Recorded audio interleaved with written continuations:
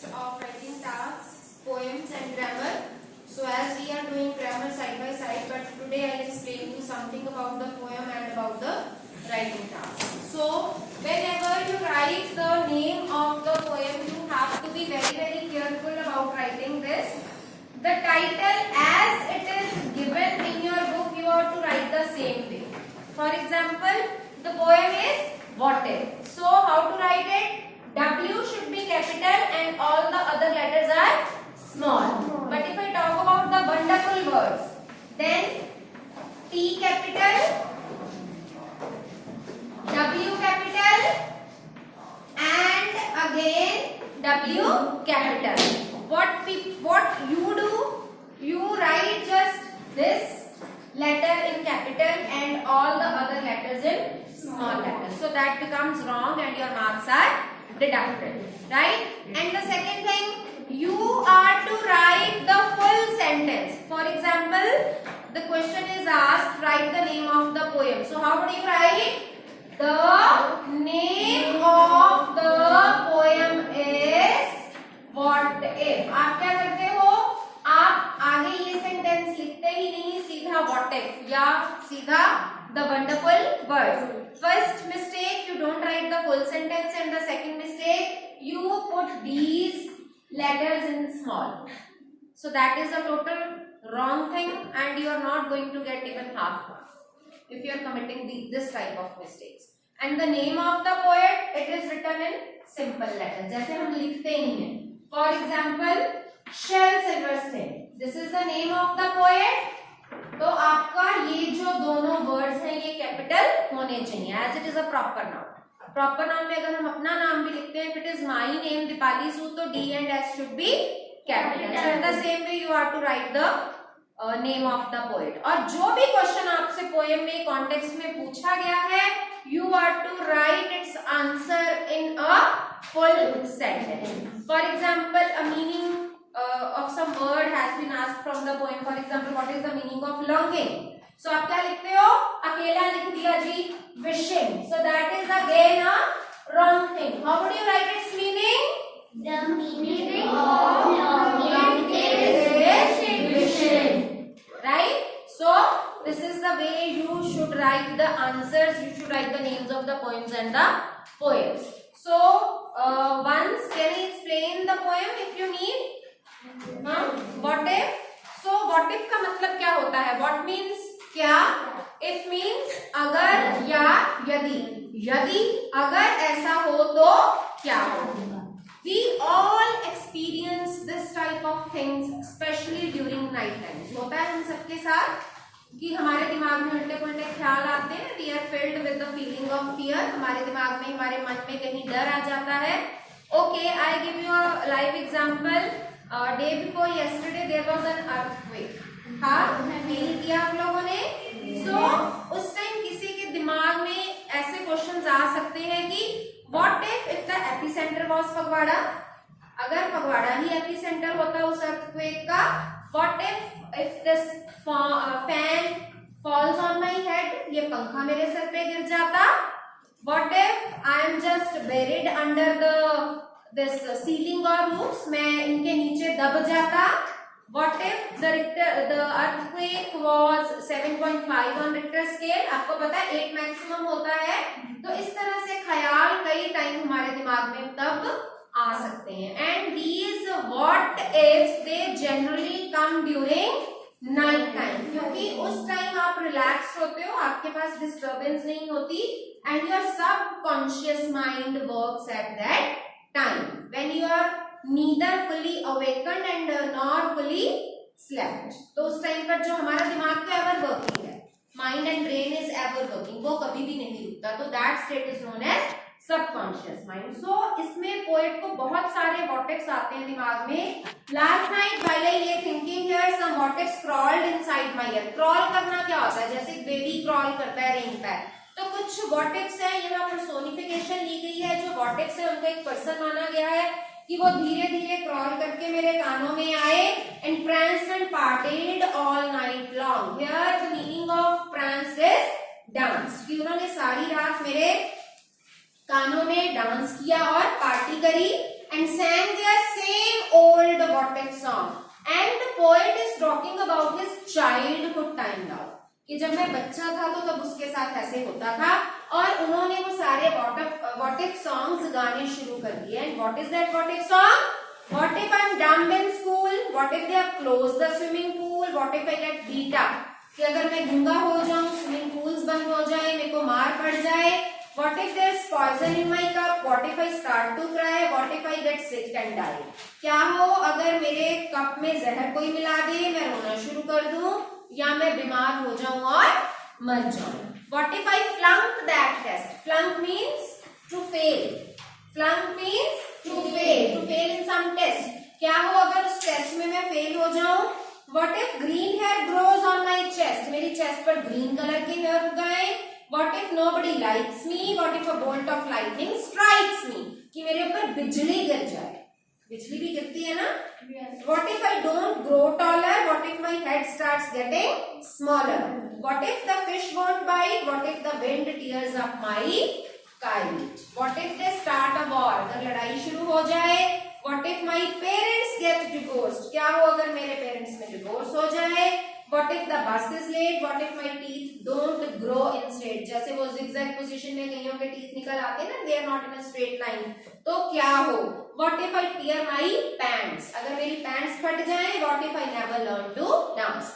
So all these what ifs are connected to your daily life. जो भी हमारे साथ daily life में होता है, ये सारे what ifs उससे connected है.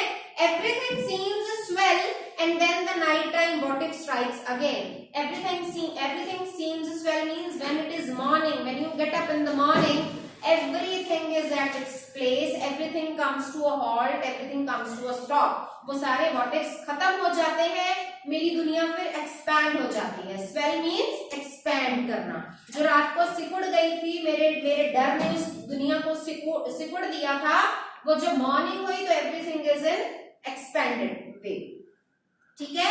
और दोबारा से the night time what if strikes again. फिर जब रात हुई तो वही सारे व्हाट इफ्स दोबारा आने शुरू हो गए. व्हाट इफ कब आते हैं? During the night time. When do the what if strike? During the night time. So this was the poem that is there in your syllabus in PT4 and one poem is there in PT3. That is the wonderful words. Never let a thought shrivel and die. Shrivel means wither, मुरझा जाना. किसी भी thought को मुरझाने मत दो, मरने मत दो. For want of a way to say it, just because आपके पास एक तरीका नहीं है उन thoughts को कहने का. For English is a wonderful game and all of you can play. और आप क्यों उस thought को मुरझाने नहीं दोगे? क्योंकि हमारे पास एक ऐसा सोर्स है जिसके थ्रू हम अपने वर्ड्स को कह सकते हैं. And what is that source? Language. English is a wonderful game. Obviously, this poem has been written in English, so poet is concerned about English क्योंकि English एक wonderful game है और हम सब इसको सीख सकते हैं, हम सब इसको play कर सकते हैं. All that you do is match the words to the brightest thoughts in your head. आपको करना क्या है? आपके जो वर्ड्स हैं उनको अपने थॉट्स के साथ कनेक्ट करना है. ऐसे ही होता है ना, थॉट्स हमारे यहाँ आ रहे होते हैं बट हमें कुछ अच्छे वर्ड्स चाहिए होते हैं उनको एक्सप्रेस करने के लिए. तो अपने वर्ड्स को अपने थॉट्स के साथ कनेक्ट करें so that they come out clear and true, ताकि जो आप बताना चाहते हो वो बिल्कुल साफ और स्पष्ट बाहर निकले. And handsomely groomed and fed. Handsomely groomed, handsome तरीके से, बड़े अच्छे तरीके से. ग्रूम मीन्स जिसको सजाया गया हो, means your thoughts should be refined and fed. उसको अच्छे से फीड किया गया हो, उनको अच्छे से वर्ड्स खिलाए गए हो. अगर आपके थॉट्स वर्ड्स को खाएंगे तभी वो अच्छे तरीके से बाहर निकलेंगे. For many of the loveliest things have never yet been said. क्योंकि अभी तक कई ऐसी लवली चीजें हैं, वंडरफुल चीजें हैं जो कहीं नहीं गई हैं. Maybe some thought is there in your mind that is unsaid and that is the loveliest thought that has yet to come. Words are the food and dress of thought. Words क्या है? आपके thought के लिए खाना और dress का काम करते हैं. They give it its body and swing. और वो आपके थॉट्स को एक बॉडी देते हैं, उसको एक मूवमेंट देते हैं. Swing means movement. And everyone's longing today to hear some fresh and beautiful thing. Longing means wishing. आजकल हर कोई ऐसा चाह रहा है, विश कर रहा है कि हमें कुछ फ्रेश सा सुनने को मिले, हमें कुछ ब्यूटीफुल सा सुनने को मिले. तो maybe that fresh and beautiful thoughts are there inside your mind. But only words can free a thought. But वो जो थॉट्स आपके अंदर दबे हुए हैं उनको कौन फ्री कर सकता है? वर्ड्स. जब आप अपने थॉट्स को वर्ड्स का फॉर्म दोगे, उनको वर्ड्स के फॉर्म में बाहर निकालोगे तो they can be free from its prison behind your eyes. Behind your eyes जो आपकी जेल है, वहां पर आंखों के पीछे, यहाँ हम दिमाग की बात कर रहे हैं, अपने माइंड या ब्रेन की बात कर रहे हैं, वहां कुछ थॉट्स प्रिजन में है, जेल में है, उनको बाहर निकालिए. वो बाहर कैसे निकलेंगे? मुंह से निकलेंगे. जन्म यहाँ लेंगे, निकलेंगे कैसे? मुंह से निकलेंगे. कैसे निकलेंगे? When you give them the form of words. उनको वर्ड्स के रूप में आप बाहर निकालोगे. May be your mind is holding now a marvellous new surprise, क्योंकि हो सकता है कि यहाँ पर कुछ एक सरप्राइज छिपा. Right? So in PTM someone requested me to explain the poems again, so I have explained both of the poems. Now it's the turn of writing task. बेटा writing task, अगर मैं speech की बात करूं, speech भी है हमारे writing task में. You gather in the morning assembly and you deliver speech yourself. करते हो ना? Many of you have got the chance to speak in the morning assembly. So how do you start a speech? Good morning respected principal, teachers and my dear friends. तो आप सबसे पहले wish करते हो, then you introduce yourself. I am so and so and today I am here to throw some light on the topic. For example हम topic ले रहे हैं COVID-19. आजकल ये hot issue है, तो हम इसका अगर एग्जाम्पल ले तो कोविड-19 के रिलेटेड जो भी आपके मन में थॉट्स हैं. फर्स्ट पार्ट आपका ये हो गया. It is written in 3 paragraphs. जो हमारी स्पीच है that is written in 3 paragraphs. First is introductory, जिसमें हम पूरी इंट्रोडक्शन देते हैं, विश करते हैं, टॉपिक को इंट्रोड्यूस करते हैं, अपने आप को इंट्रोड्यूस करते हैं.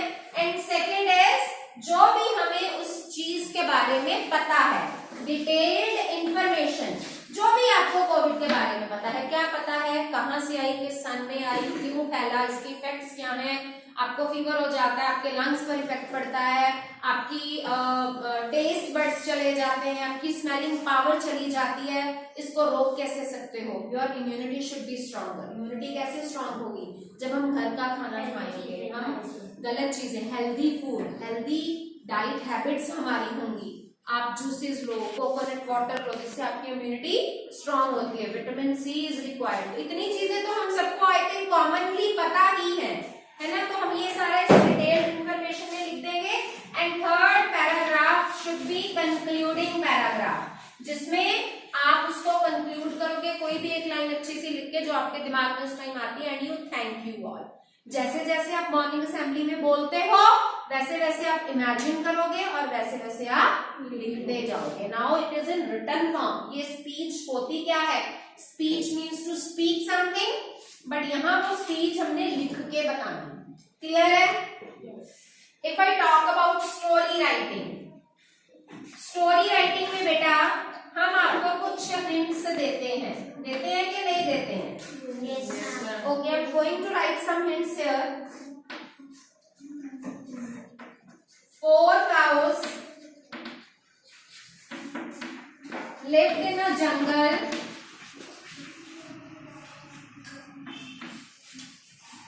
Fast friends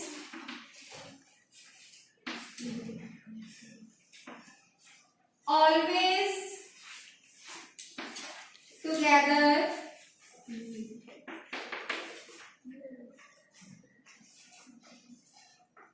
Lived in peace.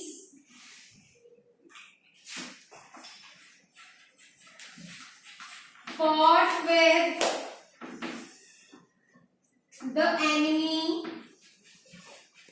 Note down these hints. All of you note down these hints. Fought with the enemy unitedly.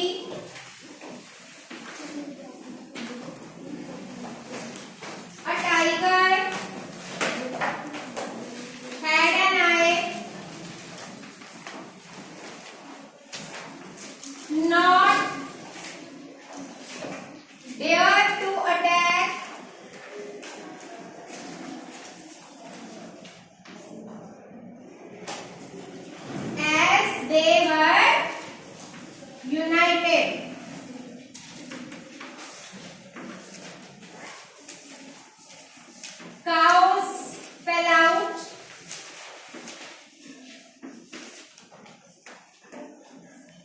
went separately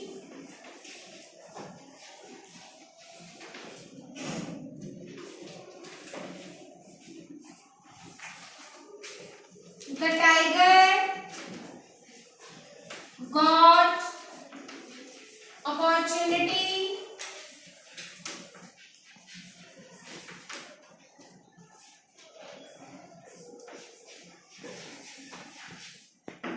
killed the cows, ate them. So in hints से आपको story की कोई outline का idea मिला कि story किसके बारे में बता रही है? So first of all, what will you do? You give a catchy title of the story.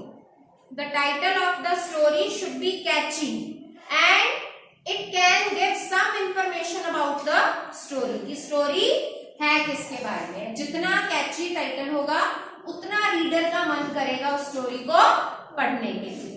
And the blunder मैं इसलिए कह रही हूँ, that is a huge mistake what you people perform.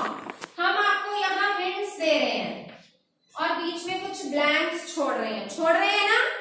आप लोगों को क्या लगता है कि ये फिल इन द ब्लैंक्स है, इसमें आप सिर्फ ब्लैंक्स फिल कर दोगे and the story is complete. No, you are wrong here. It is not like that. These are not fill in the blanks. ये सिर्फ हिंट्स हैं आपको और इनके बीच में आपको फुल सेंटेंसेस लिखने हैं, एक पूरी स्टोरी डेवलप करनी है and then you write the whole story. और आपकी जो स्टोरी है, अगर आपको फुल स्टोरी के हिंट्स दिए हैं तो आपकी पूरी स्टोरी इन हिंट्स के अराउंड ही घूमनी चाहिए. There are two ways to give the hints of the story. एक तो स्टार्टिंग में दे दिए जाते हैं and the story is left open ended. Open ended means आप स्टोरी को कहीं भी घुमा सकते हो, जो भी आपके मन में थॉट्स आ रहे हैं. You give the characters, you explain the characters, फिर आप उनको धीरे धीरे इंट्रोड्यूस कर रहे हो स्टोरी में. बट यहाँ आपको फुल स्टोरी के हिंट्स दिए हैं तो आपकी जो स्टोरी है पूरी इन्हीं हिंट्स के अराउंड रिवॉल्व होनी चाहिए. टाइटल के सेपरेट मार्क्स हैं, टाइटल नहीं लिखोगे तो नंबर जरूर कटेंगे. Now this is your task to write this story and I am going to ask you right now what have you written. Right? Thank you.